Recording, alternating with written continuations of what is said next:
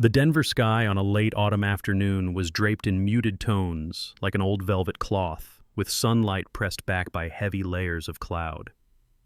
Nathaniel Cole sat quietly in his rented sedan, one hand resting on the steering wheel, his eyes fixed on the stately granite building across the street, the place that had once been the greatest pride of his life. Heritage Prime, the very first branch, the cornerstone of the fine dining empire he had nurtured for nearly 2 decades, still stood proud at the heart of the city.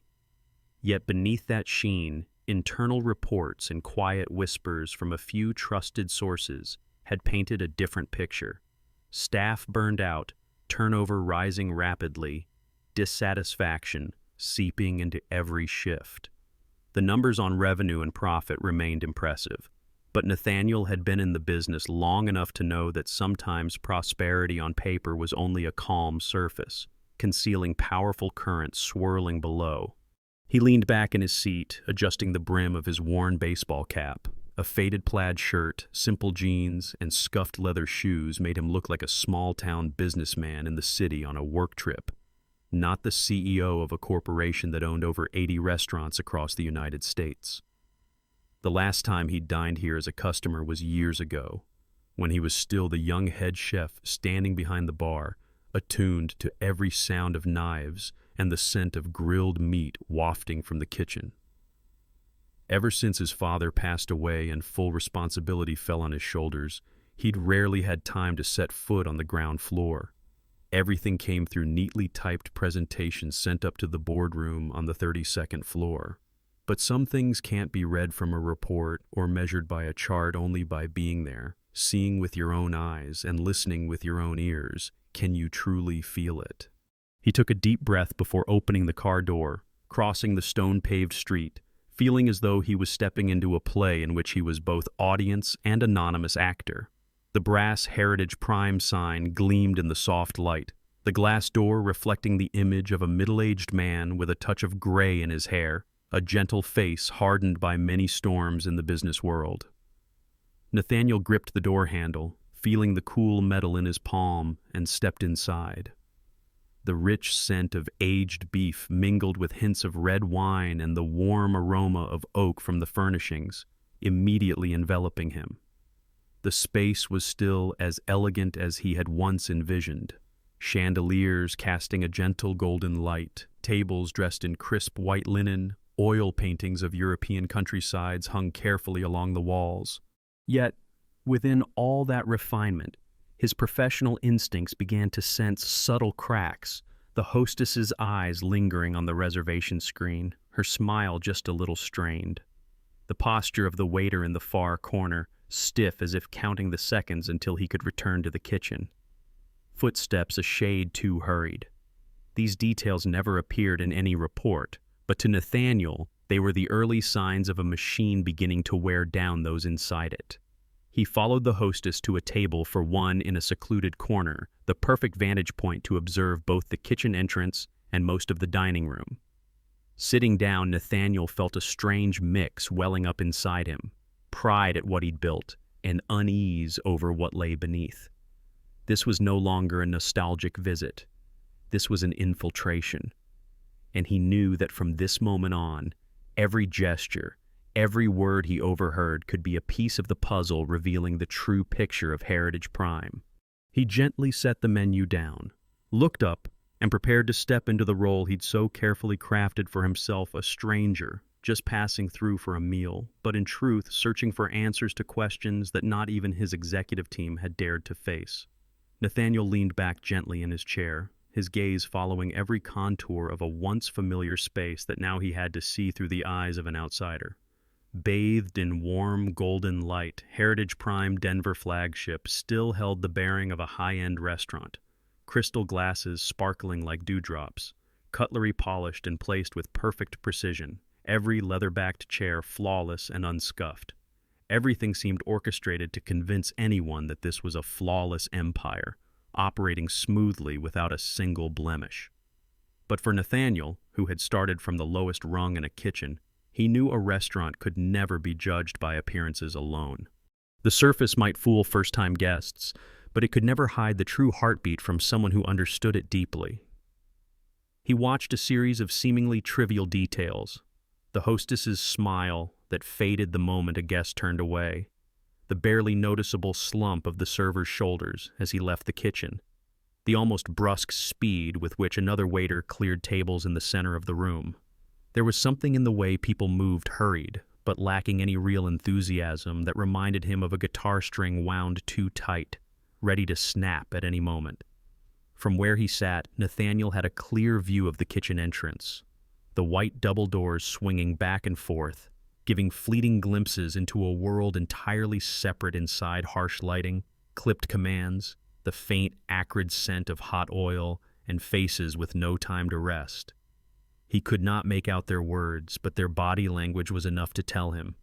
Tension was the main ingredient here. A male server in his 30s, hair already flecked with gray, set a tray of drinks down on the table near the kitchen door, his hands trembling ever so slightly as he poured wine into a glass. Nathaniel recognized that tremor not from cold or illness, but as a sign of a body pushed too far. He felt a dull, persistent discomfort, the feeling of knowing something was wrong but not yet being able to name it. Suddenly, his eyes landed on a figure just emerging from the kitchen, a young woman, slender but steady, her hair neatly pinned up, a white apron over her black uniform. She moved quickly but never rushed, every step purposeful and alert. Her eyes swept the dining room as if calculating the best order to tackle her tasks. Nathaniel did not know why, but she immediately caught his attention, not because she smiled brighter or dressed more strikingly, but because in her eyes he saw something that had all but vanished from this place: genuine care for every guest. He did not know her name, but his instincts told him this woman would be the key to uncovering what he was searching for.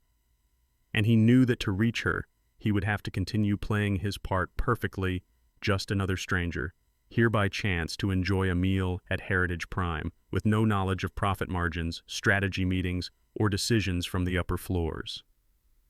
In the gentle light of the dining room, amid the soft murmur of conversation and the strains of jazz music, Nathaniel quietly raised his glass of water, but in his mind the wheels were already turning.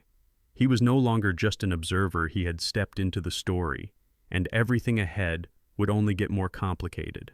While Nathaniel was still lost in his observations, the young woman he had noticed approached his table, a neatly organized notepad in hand. "Good evening, I'm Elena Brooks. I'll be taking care of you tonight," she said, her voice soft and low, not overly bright but carrying a tone that naturally drew attention. Up close, Nathaniel saw that her dark brown eyes bore faint shadows of fatigue, the kind that comes from long shifts, yet her gaze was still bright, focused on the guest, never distracted. He returned her greeting with a smile, perfectly keeping up the role of a casual diner. "I've heard the ribeye here is excellent. What do you think?" Elena tilted her head slightly, her smile seeming more genuine than any he had seen so far that evening. "If you ask me, it's the dish we're most proud of. The steak is dry-aged for 28 days and seasoned with our own blend." She paused for a moment, as if about to add something else, but held it back. Nathaniel, ever perceptive, caught that brief hesitation and made a mental note to revisit it if the chance arose. As Elena took his order, Nathaniel noticed her hands' long, slender fingers marked by faint red spots and darker patches around the knuckles, evidence of brushes with hot plates or run-ins with metal edges in the kitchen. Her uniform was immaculately clean and pressed, but the collar was lightly worn, hinting at how many times it had been used. He asked about side dishes and received an immediate recommendation. "Garlic mashed potatoes and roasted asparagus, sir. They'll make the ribeye perfect." As she moved on, Nathaniel watched Elena visit other tables. She did more than serve food.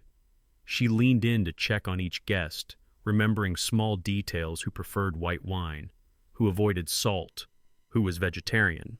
That kind of attention couldn't be taught in any short training course. It came from professional pride and a true desire to please. But in the quieter moments between rounds, Nathaniel caught Elena shifting her weight, subtly easing pressure off her right foot, then drawing a deep breath as if to regain her rhythm.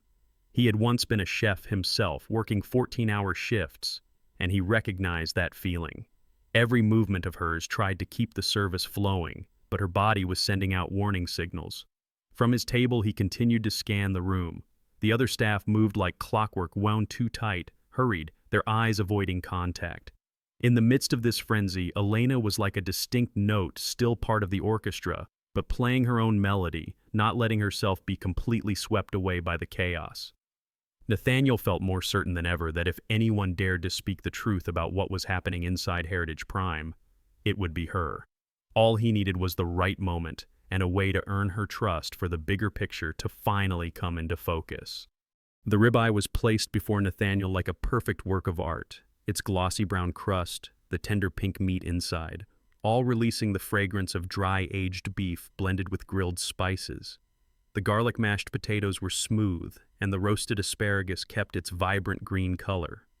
For an ordinary diner, this moment would have been defined simply by pleasure and enjoyment. But Nathaniel, with eyes accustomed to the light of grill stations and the figures in cost reports, saw so much more. He sliced the first piece of steak, letting the flavors spread across his tongue, yet his mind did not linger on the quality of the food. Instead, he watched Elena as she left the table, moving quickly toward the service counter. She set her tray down and, for a brief moment, leaned against the edge of the small table behind, eyes closed for less than a single breath, before regaining her professional composure as soon as someone called. That fleeting pause was enough for Nathaniel to picture the pressure the shift was creating. He paid close attention to the rhythm of the entire restaurant. The pace of service never broke protocol, yet there was a sense that everyone was racing against some invisible clock. Tables were cleared almost instantly after guests left, and servers barely had a moment to stand still. From the kitchen door, harsh white light flickered with each swing, revealing a world entirely separate from the exterior elegance. Pans sizzling, the sharp sound of knives and cutting boards, the chefs barking rapid orders. Several times Nathaniel caught the eyes of other servers' eyes that looked exhausted, with none of the warmth he once remembered. Only Elena still managed to keep a small flame alive. Her smile for guests, her kind questions, her attention to detail. But even she could not fully hide the traces of fatigue gradually etching themselves into her posture. In those solitary moments, he could not help but recall the early days of building Heritage Prime, when each meal was not just a product to be sold, but the result of passion and a spirit of camaraderie. Back then, he knew the name of every employee, what they were studying, who their families were. Now, as the meal before him reached the height of culinary standards, he felt a different kind of emptiness, the emptiness of people sacrificing too much to create it. Nathaniel set down his knife and fork, quietly watching Elena from afar. He realized he was no longer focused on the taste of his food. Instead, all his senses were drawn to a new set of questions. Why does someone like her still manage to care in an environment like this? And behind those smiles, how many stories remain untold? He knew that if he truly wanted the real answers, he would have to break the boundary between guest and undercover leader. And that moment, it seemed, was coming sooner than he expected. Just as Nathaniel set his wine glass down, Elena returned with the water pitcher in hand. Her movements remained steady, her voice just as gentle as before, but there was something different in her eyes, a flicker of hesitation, of searching. She poured the water, set the pitcher down, and in a motion so quick it was almost invisible, slipped a small piece of paper beneath the edge of the mashed potato plate. Nathaniel did not react right away. He simply smiled, thanked her politely as any guest would, and waited until she walked away before carefully tilting the plate to retrieve the note. The paper was neatly folded, the corners slightly damp as if it had been held tightly for some time. Nathaniel opened it beneath the tablecloth, his eyes scanning each line of the handwriting tidy, but trembling. "I know who you are, Mr. Cole. I recognized you as soon as you walked in. I've admired the story you built with Heritage Prime, but there is something you need to know, something the reports never say. This place is wearing us down. Not just me, but all of us. We work 60 hours a week, rarely see our families. We're afraid to call in sick because it means losing pay. We're afraid to make mistakes because we've seen people fired for much less. The food is still excellent, profits are high, but we are drowning. If you want the truth, meet me after closing, 11 p.m. in the alley out back. Please don't ignore this. Elena. Nathaniel read the note a second time, then a third. Each word seemed to tighten around his chest. She had recognized him from the start, had served him like any other guest, and then chosen this risky way to send her message. If anyone else found out, she could lose her job instantly. That kind of risk, he knew, came not only from frustration, but from a belief, a trust that he would listen. He folded the note, tucked it into his palm, and looked around. Elena was at the corner table, speaking with an elderly couple, smiling that same steadfast smile he'd seen all evening, a smile he now knew was hiding far more than it revealed. The note was not just an accusation. It was an invitation to step across the closed door between management and the frontline staff. And Nathaniel, more than anyone, understood that if he crossed that threshold, there would be no going back. He took another sip of wine, forcing himself to remain composed until dinner ended. But in his mind, every tick of the clock pulled him closer to that moment at 11 p.m., a moment that could change everything for her, for the restaurant, and perhaps for the way he saw the empire he had built. The clock's hands crawled slowly over each number, and by the time Nathaniel left the restaurant, Denver's downtown streets were nearly empty of late-night diners. He did not drive away immediately, but circled to the back, finding a coffee shop that stayed open late to pass the time. The air was thick with the smell of strong roasted coffee, but the bitterness in his cup could not mask the growing bitterness in his thoughts. He read the note again, his fingers tracing the creases as if following the resolve behind every word. Close to 10:50, he left the cafe and returned to the alley behind Heritage Prime. The atmosphere here was a stark contrast to the restaurant's elegant front. Weak yellow streetlights spilled onto damp concrete, a few trash bins lined up against the wall, and the lingering scent of grease from the kitchen. The sound of traffic faded in the distance, leaving a silence that made every step echo sharply. Right at 11, the side door swung open. Elena stepped out, now changed from her uniform into jeans and a dark sweater.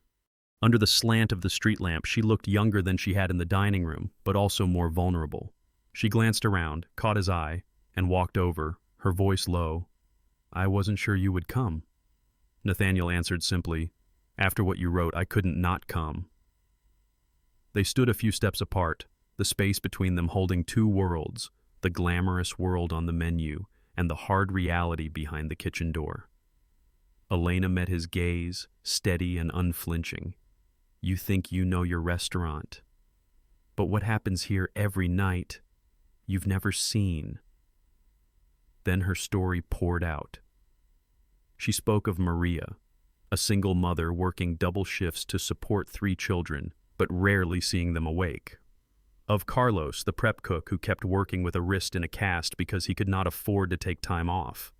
Of herself, saving for nursing school for 3 years, but always losing ground to unexpected expenses. "We don't ask for luxury," Elena said, her voice slowing but steady. "We just want enough to live, to dream, and to not be afraid every time we need to call in sick."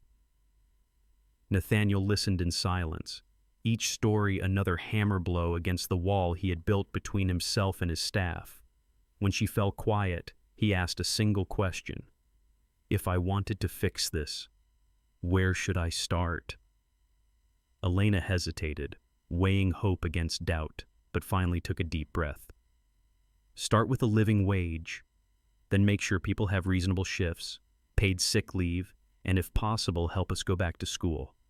But above all, see us as people, not just shifts and payroll numbers." He nodded, knowing any promise at that moment could not be made lightly. The night felt colder as they parted, but in Nathaniel's heart, a new determination was being kindled, a flame that would not go out until every answer was found. The cold wind from the Rockies swept through the alley, stirring the loose strands of hair around Elena's face. Nathaniel stood still, listening intently to every word she spoke, as if every other sound faded into the background. After sharing her colleagues' personal stories, Elena turned to what she knew he needed most, a roadmap for change. She did not speak quickly, but each point was clear and arranged, as if she had been turning them over in her mind for a long time. First, the current base wage was only just above the state minimum, forcing employees to rely on precarious tips. "Make sure we are paid enough so we don't have to count every penny for dinner," she emphasized. Next came working hours. No one should have to work 60 hours a week just to pay rent. And if someone wants to work more, it should be a choice, not a requirement. Elena also spoke about benefits, something rarely fully enjoyed in the restaurant industry. Health insurance sufficient to cover surgeries or expensive prescriptions, paid sick days so no one has to stand in a hot kitchen while running a fever, and an educational support program, so people like her could keep studying without having to quit their jobs. But there was one thing Elena emphasized above all else, what she called the spiritual climate. She wanted managers to respect their staff, for everyone to feel they were a part of the team, not a replaceable cog. "We can handle busy days, difficult guests, or being run off our feet. But it's hard to keep going when you feel like you don't matter," she said, her voice trembling slightly at the end. Nathaniel took careful note of every point. He realized this was not a fanciful wish list, but a set of real, reasonable, and achievable demands if met with enough determination and the right strategy. He also knew that, for these changes to succeed, he would have to convince the board and the shareholders, those who often saw only the profit margins. When Elena finished, her eyes searched for his reaction. Nathaniel responded with a short, firm sentence. "I'll review each point and find a way to make it happen, but I need your help to fully understand what's happening every day." Elena looked at him, weighing her trust one last time before making a decision. Then she nodded. "I'll help, but you have to promise this isn't just talk to make me feel better." They shook hands. Elena's palm was rough from her work, but her grip was steady and decisive, like a contract that needed no paperwork. As Nathaniel left the alley, the sound of the metal door closing behind him felt like the signal of a new journey just beginning. That night, Nathaniel barely slept. In his high-rise apartment, the glass windows offering a sweeping view of Denver, the city lights stretched out beneath him like a blanket of stars, but his mind could not find rest. Elena's words echoed again and again, mingling with the images he had witnessed at the restaurant. The hostess's strained smile, the slumped shoulders of the servers, the limp of the prep cook, and the neatly folded note in his jacket pocket, a silent but persistent reminder. Nathaniel had led the corporation long enough to know that any real change would be a battle on two fronts, one with the deeply rooted operating system, the other with the mindset of those who cared only about financial metrics. He understood that if he walked into the boardroom tomorrow and opened with, "We need to raise wages, reduce hours, increase benefits," the first response would be resistance, followed by efforts to delay or dilute the idea until it lost all meaning. But this time was different. Not only had Elena shown him a roadmap for reform, but he himself now saw this as an opportunity for Heritage Prime to become a model, a place where service quality was not built on human exhaustion. He knew he would have to enter that boardroom armed not just with a moving story, but with data, cost-benefit analyses, and clear evidence that investing in people was a strategy for long-term profit. The next morning, Nathaniel woke earlier than usual. He sat at the kitchen table, his laptop open to spreadsheets on revenue, turnover rates, recruitment, and retraining costs. Each dry figure now felt linked to a real face.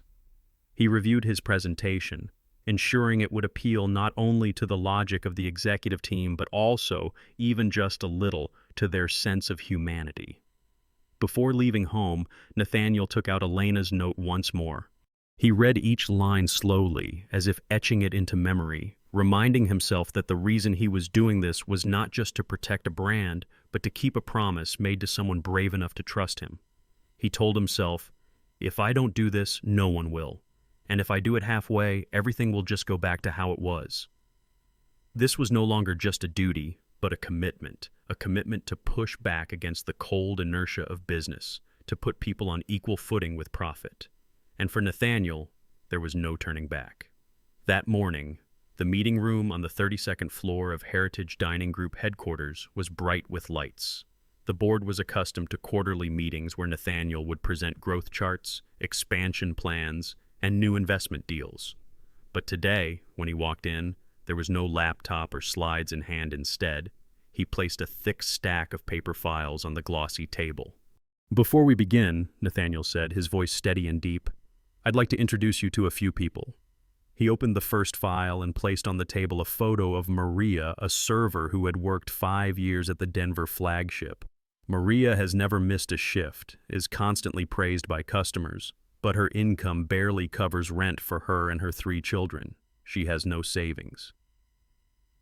A few board members frowned, not out of emotion, but because they didn't understand what this had to do with the profit reports. Nathaniel continued. Each file was a story. Carlos, the prep cook working with a wrist in a cast. Elena, saving for nursing school for 3 years, but constantly having to use her savings to get by. Employees constantly swapping shifts because of understaffing. He did not mention numbers right away, but let the board sit in the heavy silence of these real specific circumstances. "These people," he said, his gaze sweeping over every member, "are the reason we have a ribeye that keeps customers coming back, the reason Heritage Prime has its reputation. But we're running a system that's wearing them out and replacing them over and over. We call it efficiency. I call it self-destruction." Immediately there were murmurs. A longtime member objected. "Nathaniel, we pay legal wages and provide a standard work environment. This is the service industry. Everyone deals with pressure." Another added, "Raising pay and reducing hours will cut into profits. Shareholders won't approve." Nathaniel nodded slightly as if prepared for these responses. He opened his laptop and presented an analysis. The current turnover rate was 75% annually, and the cost of recruiting and training new staff had eaten up millions of dollars, twice as much as it would cost to retain them with better benefits. He pointed to the chart. "If we cut the turnover rate in half, we save over $2 million a year. Not to mention, consistent service quality will increase repeat customers." The mood in the room shifted. Objections about rising costs began to lose their strength in the face of solid financial reasoning. Nathaniel concluded, "I'm not asking you to choose between profit and people. I'm showing you that investing in people is how we protect long-term profit. And if we don't do it, a competitor will, and they'll take both our customers and our best staff." A board member who had been silent until now spoke up. "What if we try it at one location?" Nathaniel agreed immediately. "Denver flagship. I'll oversee it personally. If the results aren't what I say, we'll stop." Consensus gradually formed. No one claimed this was an easy decision, but no one wanted to outright refuse when the numbers were so clear. As the meeting ended, Nathaniel gathered his files, knowing this was only the first round. But he also knew that this time, Heritage Prime had taken its first step outside the comfort zone, and he would not let them slip back to how things were. The first month at Denver flagship after the meeting became a living experiment. Nathaniel no longer sat at headquarters, but was present at the restaurant almost every day, sometimes in the upstairs manager's office, sometimes at the familiar guest table where he had first met Elena. He wanted to feel the change in the team's atmosphere, not just read about it in a report. The initial adjustments happened quickly and without fanfare. The base wage was raised so employees no longer had to rely entirely on tips. Work schedules were rearranged to guarantee everyone at least 2 consecutive days off each week. The new paid sick leave policy was implemented immediately, erasing the fear of lost income when health kept someone from a shift. At first, skepticism was obvious. Some staff whispered that this was just a PR campaign that would be reversed as soon as corporate noticed the rising costs. But as the weeks passed, the changes began to leave their mark. No longer did people start their shifts with exhausted eyes and dragging movements. Customers noticed that staff now had time to converse and make recommendations, and the kitchen ran more smoothly, no longer stretched by back-to-back night shifts. Elena, who had sparked it all, no longer had to balance on one foot when the other ached. She walked with more confidence, her smile less forced. On a quiet afternoon, as Nathaniel reviewed order slips in the kitchen, Elena stopped by and said just one short sentence.